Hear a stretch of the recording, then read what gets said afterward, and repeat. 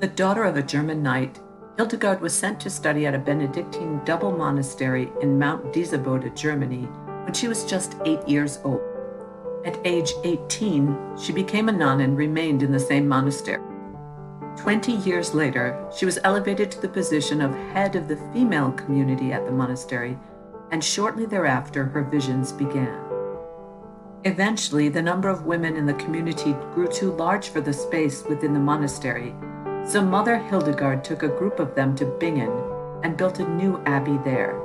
This is how she came to be called Hildegard von Bingen. She had a series of visions over a 4-year period from 1136 to 1140. She wrote them down over the ensuing 10 years, along with her interpretation of what the images meant and the significance of the vision.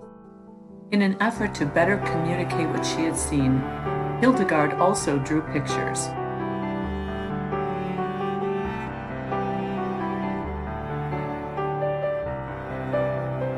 As her writings of the visions began to draw attention, Pope Eugenius III tasked a commission to review her work. The commission deemed her insights authentic and found her teachings to be in alignment with church doctrine of the time. Consequently, the Pope issued a letter of approval. Hildegard responded to the letter by urging the Pope to work for reform of the church. Though some scholars argue that the visions may have been caused by or related to migraines, others argue that even if this is true, the substance of the visions and Hildegard's interpretation of them remain theologically valid. Hildegard also wanted to convey to others the experience of the cosmic symphony that she heard during her visions and the sound of angels' voices. She believed that music was created to praise God, and she considered it almost on the same level as a sacrament. In her book, Causae et Curae, Hildegard makes the startling statement, "Before his transgression, Adam knew angelic song and every kind of music, and he had a voice that sounded like a monochord," pictured here. She goes on to explain in her book, Liber Vitae Meritorum, though the original perfection was lost, hearing earthly music enables humans to recall their former state. But a man's soul also has harmony in itself and is like a symphony. Unlike most composers who start with words and write music to accompany them, Hildegard gave the music primacy and fit in the words afterwards.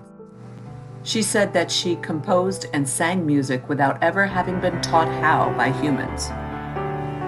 As a physician, Hildegard also recognized the healing power of music.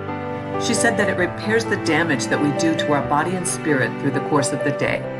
At the same time, Hildegard was not afraid of controversy. She often wrote letters when she disagreed with decisions by the church hierarchy. One of her most famous controversies concerned a nobleman who had been excommunicated. Hildegard allowed him to be buried on her monastery grounds because he had received the last rites and thus had been reconciled to God. Her church superiors disagreed with this decision and ordered him exhumed. She refused and hid the grave. The authorities responded by excommunicating her whole community of nuns and forbade them to sing. She complied, but still did not exhume the body. The interdiction against her community was lifted when she appealed to higher authorities. Hildegard died in her own monastery at age 82 on September 17, 1179. Though she lived in the 12th century, Hildegard was not canonized until 2012 by Pope Benedict XVI, who later the same year named her a doctor of the Church. Her feast day is September 17th.